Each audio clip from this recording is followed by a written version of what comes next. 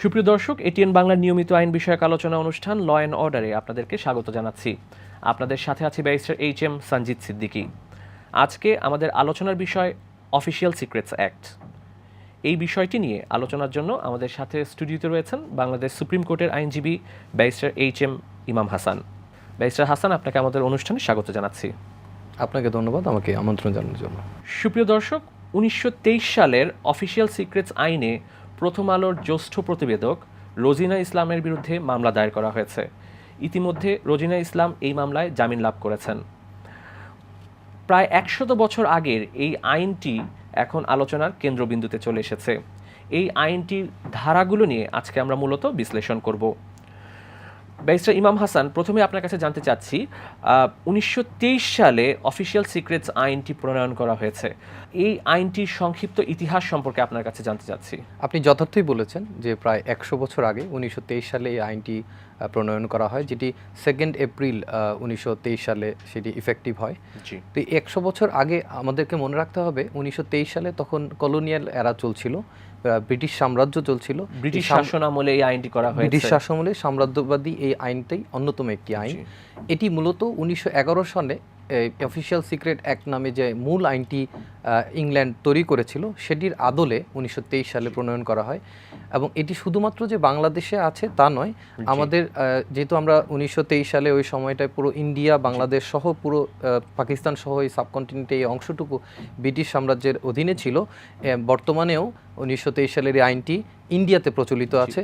এবং আপনি হয়তো জানেন যে এই আইনটি পরবর্তীতে ইংল্যান্ডেও কয়েকবার 1920 সালে কিছু সংশোধন করা হয়, 1989 সালে কিছু সংশোধন করা হয়। এই আইনটি কিন্তু শুধুমাত্র বাংলাদেশে নয়, এটি অনেক দেশেই এটি প্রচলিত রয়েছে। আমি কিছু রিসার্চ করে দেখেছি যে এই আইনটি অলমোস্ট 40টা দেশে, ইউরোপ, আমেরিকা সহ এবং এশিয়া সহ পার্শ্ববর্তী ভারতেও এই আইনটি প্রায় 40টা দেশে এই আইনটি প্রচলিত আছে। কিছু মডিফিকেশন হয়েছে, এক এক দেশে এক এক রকমের কিছু পরিবর্তন হয়েছে। ভারতে কিন্তু একই আইন ফলো করা হচ্ছে, অফিসিয়াল সিক্রেটস আইন। ভারত অল্প কিছু সংশোধন করেছে পরবর্তীতে আইনে, যে সংশোধনগুলো আমাদের দেশে আইনে করা হয়নি পরবর্তীতে। এই আইনটির মূল বিষয়বস্তু আমরা যেটি জানি যে এই আইনটি প্রণয়ন করা হয়েছে রাষ্ট্রের গোপন নথিগুলো সংরক্ষিত রাখার জন্য, এবং এগুলো যাতে বাহিরে কোনোভাবে বের হয়ে না যায় বা এর গোপনীয়তা যাতে নষ্ট না হয়ে যায়, এটি সুরক্ষার জন্যই এই আইনটি মূলত করা হয়েছে। আইনের 3 ধারায় আমরা দেখছি যে গুপ্তচর বৃত্তিকে একটি অপরাধ হিসেবে ধরা হয়েছে। আইনের 3 ধারা সম্পর্কে আপনার কাছে সংক্ষিপ্তভাবে জানতে চাচ্ছি, বিশেষ করে গুপ্তচর বৃত্তি বলতে আইনে কি বলা হয়েছে? আমাদের সবার মনে আছে প্রথম ওয়ার্ল্ড ওয়ার, যেটা ফার্স্ট ওয়ার্ল্ড ওয়ার শেষ হওয়ার পরে 1918 সালের পরবর্তী সময়ে একটি দেশের রাষ্ট্রের যে গোপনীয়তা সেটি রক্ষা করা যুদ্ধ পরিস্থিতির ক্ষেত্রে খুব গুরুত্বপূর্ণ হয়ে দাঁড়ায়, যার কারণে 1923 সালে ওই সময় আমরা দেখতাম যে এক দেশ আরেক দেশের ক্ষেত্রে গুপ্তচর নিয়োগ করা হতো এবং একটি দেশের গুপ্তচরের মাধ্যমে এই গোপন নথি এবং ইনফরমেশন আরেকটি দেশ যদি ট্রান্সফার করতে পারতো, সেটা যুদ্ধ পরিস্থিতির ক্ষেত্রে বিজয় এনে দিতে পারত। এবং সেই জন্য ব্রিটিশরা এই 1923 সালের আইনটি প্রণয়ন করে। তার মধ্যে সবচেয়ে গুরুত্বপূর্ণ ধারা হচ্ছে 3 ধারা, আপনি যেটা বললেন গুপ্তচর বৃত্তি বা স্পাইং এর জন্য বলা আছে।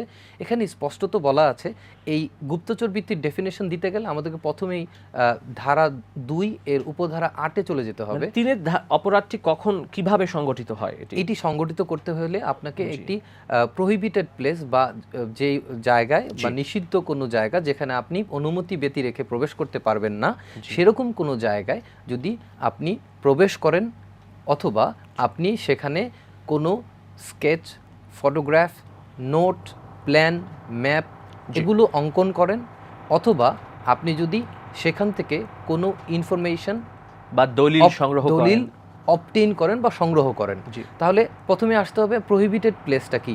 এখানে আইনে স্পষ্টতই বলা আছে প্রহিবিটেড প্লেস, বা এই প্রহিবিটেড প্লেসটি বাংলায় যদি আমরা বলি, এটি হচ্ছে নিষিদ্ধ কোনো এলাকা বা সরকার ঘোষিত ও প্রবেশে সরকার ঘোষণা করেছে এমন কোনো এলাকা যেখানে প্রবেশে নিষেধাজ্ঞা রয়েছে। সেগুলো কিন্তু আইনে এর একটি সংজ্ঞা দেওয়া রয়েছে প্রহিবিটেড প্লেসের। এটি সম্পর্কে জানতে চাচ্ছি। এটি দুই ধারার 8 উপধারায় বলা আছে। বিশেষত বলা হয়েছে আর্ম ফোর্স বা ডিফেন্স ফোর্সে, বিশেষ করে নেভাল বা এয়ার বা আপনার সেনাবাহিনী, পুলিশ থেকে শুরু করে সরকারের এই ডিফেন্সের সাথে জড়িত যারা আছে সেই সকল ডিপার্টমেন্ট, তাদের কর্মকাণ্ড পরিচালিত হয় এরকম জায়গায় এই এলাকা আইনের মধ্যে পড়বে, প্রহিবিটেড প্লেস হিসেবে পড়বে। পাশাপাশি সরকার ওন করে না বা মালিকানা সরকারের নেই, এই রকম জায়গাও প্রহিবিটেড প্লেস বা এই নিষিদ্ধ এরিয়া হিসেবে কনসিডার করা যেতে পারে যদি সরকার সেটি প্রজ্ঞাপনের মাধ্যমে বলে দেয় এবং সেখানে বাংলায় এবং ইংরেজিতে এফিক্স করে এই প্রবেশাধিকার যে সংরক্ষিত সেটা টাঙায় দিতে হবে, এটা স্পষ্ট বলা আছে।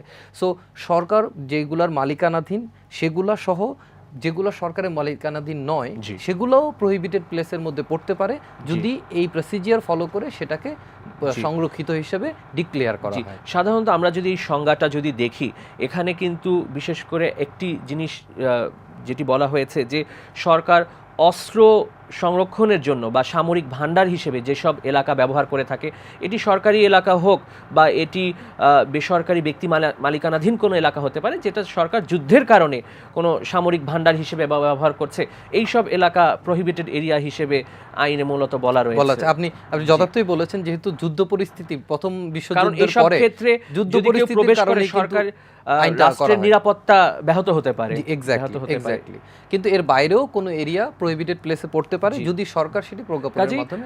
প্রহিবিটেড এরিয়াটা আমরা যদি দেখি, এটি কিন্তু সাধারণত সেই এরিয়াগুলোকেই ধরা হচ্ছে যেসব এলাকায় প্রবেশ করলে, কোনো সাধারণ ব্যক্তি প্রবেশ করলে রাষ্ট্রের নিরাপত্তা লঙ্ঘিত হতে পারে এক্ষেত্রে।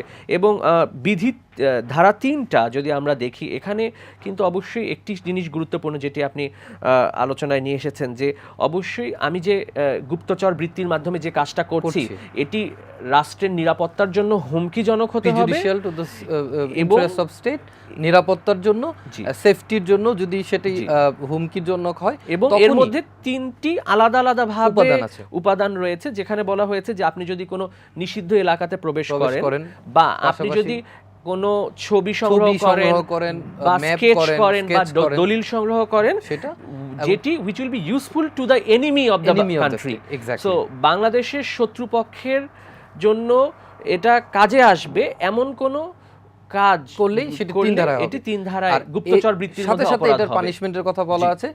এখানে পানিশমেন্টটা খুব ইন্টারেস্টিং।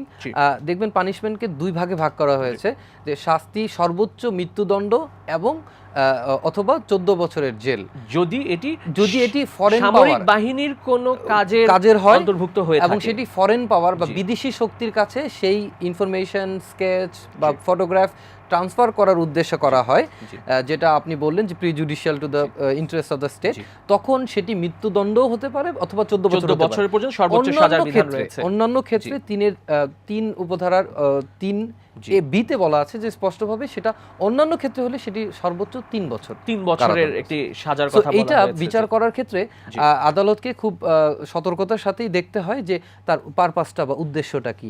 সেই আইনের যে 3 ধারা যে উপাদানগুলো যেটি আমাদের আলোচনায় চলে এসেছে, যে অবশ্যই যে আমি যে উদ্দেশ্যে ছবিটা তুলেছি বা যে উদ্দেশ্যে স্কেচ করেছি বা দলিলটি সংগ্রহ করেছি, এটি রাষ্ট্রের নিরাপত্তা ব্যাহত হতে পারে এবং আমি কোনো নিষিদ্ধ এলাকায় প্রবেশ করে এই ছবিটি তুলেছি বা দলিলটি সংগ্রহ করেছি, অথবা আমি এই দলিলটি দিয়ে বা ছবিটি তুলে আমি আমার শত্রুর কাজে আসে বা শত্রুকে আমি কোনো তার উপকারে আসে এই পারপাসে এটি ব্যবহার করা হবে, তাহলে 3 ধারায় অপরাধটি সংগঠিত হচ্ছে। জি, আমরা গুরুত্বপূর্ণ আরেকটি বিষয় চলে যাচ্ছি, যে 1956 সালে এই অফিশিয়াল সিক্রেটস আইনটি সংশোধন করে 3 এ ধারা যোগ করা হয়েছে, এটি আপনি অবগত হয়েছেন। 3 এ ধারায় কি বলা হয়েছে? বর্তমানে যে কারণে 3 এ ধারাটি বিশেষভাবে আলোচিত, আপনি একটু আগেই বলেছেন সাংবাদিক রোজিনা গ্রেফতারের ক্ষেত্রে, এই 3 এ ধারাটা 1956 সালে অ্যাড করে নতুন একটি অংশ এখানে যোগ করে বলা হয়েছে যে কিছু ক্ষেত্রে এই সকল প্রহিবিটেড প্লেস বা যেই নিষিদ্ধ যেই জায়গা, সেখানে কোনো রকমের ছবি তোলা, স্কেচ বা ম্যাপ তৈরি করা এটি নিষিদ্ধ।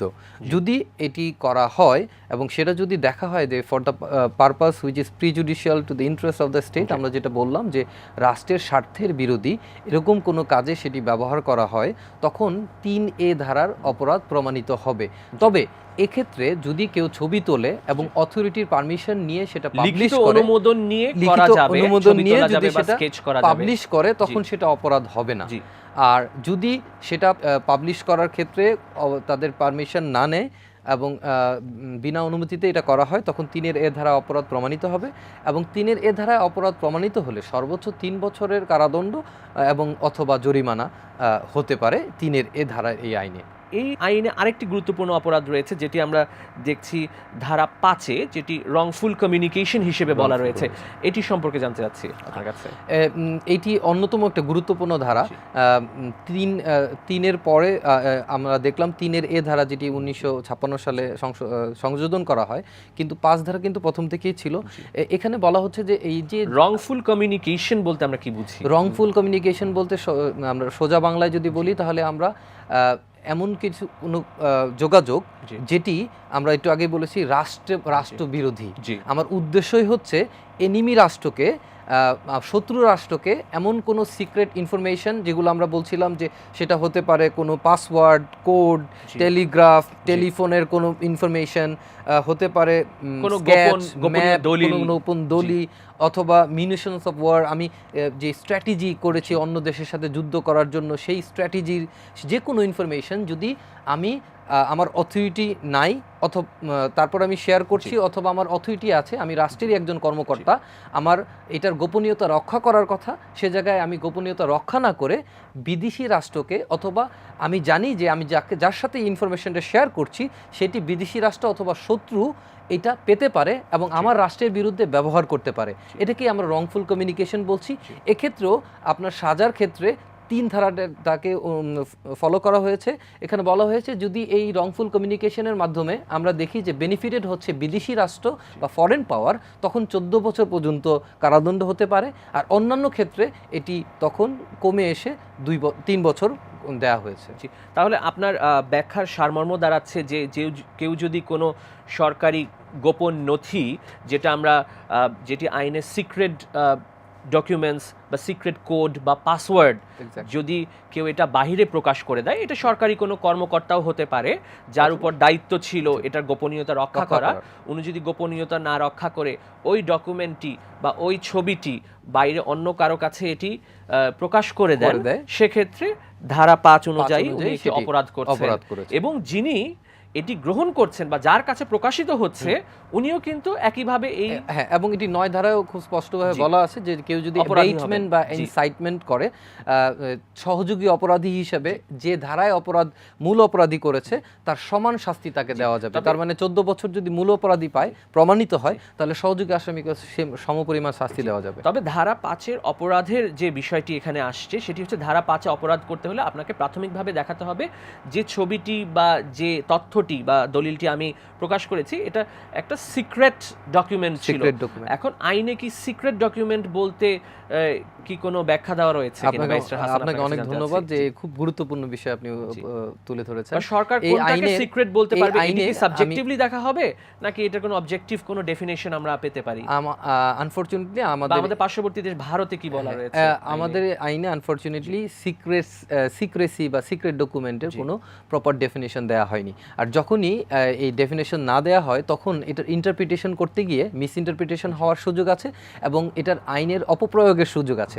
আপনি যে কোনো সেন্সিটিভ ডকুমেন্ট সেটাকে আপনি সিক্রেট বলে আপনি এই আইনের প্রয়োগ করতে পারেন, আবার অনেক ক্ষেত্রে যেটা সিক্রেট ডকুমেন্ট সেটাকে আমরা সিক্রেট কনসিডার নাও করতে পারি। সেজন্য এটার একটা স্পষ্ট ডেফিনেশন, সংজ্ঞার প্রয়োজন ছিল, যেটা এই আইনে নেই। আমি যেটা একটু আগে বলেছিলাম যে প্রায় 40টা দেশে আইনটা প্রচলিত আছে, এর মধ্যে ভারতে তারা কিছু পরিবর্তন এনেছে, সেখানে তারা সিক্রেসির ডেফিনেশনটা দিয়েছে যে রাষ্ট্রের যদি রাষ্ট্রের ইন্টারেস্ট বা কোন দলিলগুলো সিক্রেট হিসেবে বলা যাবে কোন ক্রাইটেরিয়া রয়েছে সিক্রেট ডকুমেন্ট বলার, এক্স্যাক্টলি যেটা আমাদের দেশে এই আইনে নেই, সেটি সংযোজন করা প্রয়োজনীয়। না হলে এটির অপব্যবহারের সুযোগ থেকে যায় রয়েছে আপনি বলতে পারেন।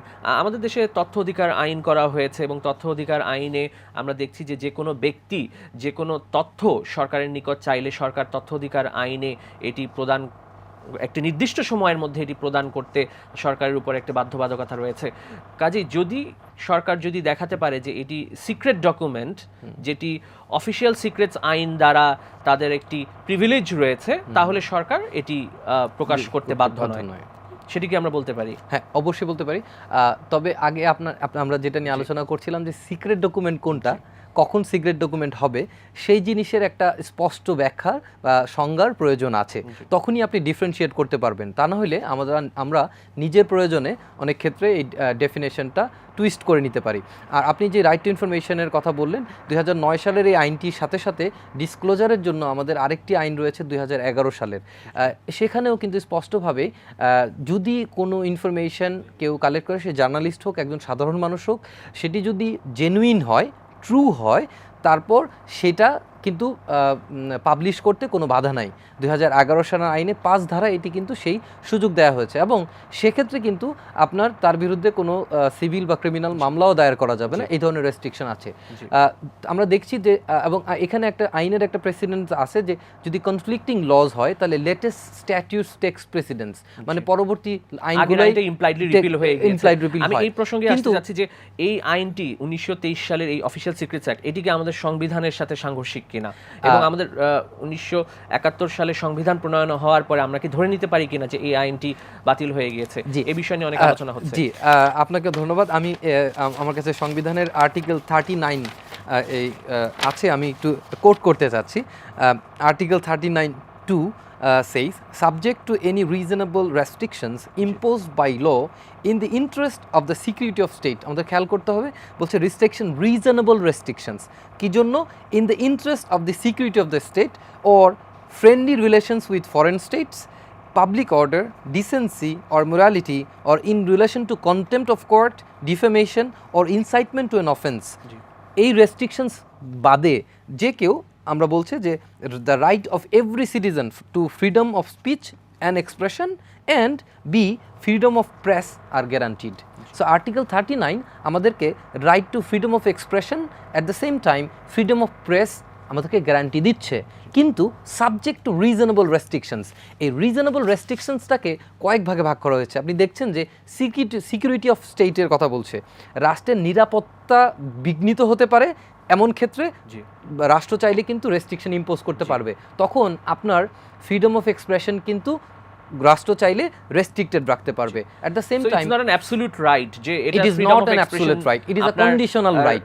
অধিকার রয়েছে, সবসময় এই অধিকারটা বলবৎ থাকবে। কিছু কিছু ক্ষেত্রে সরকার চাইলে করতে পারবে, আইন দ্বারা এটিকে সাসপেন্ডেড রাখতে পারে। এবং আমরা যারা আইনজীবী, আমরা জানি যে এইসব ক্ষেত্রে টু কনফ্লিক্টিং প্রিন্সিপলস থাকলে a balance has to be drawn between the right to expression, at the same time protection of security of state.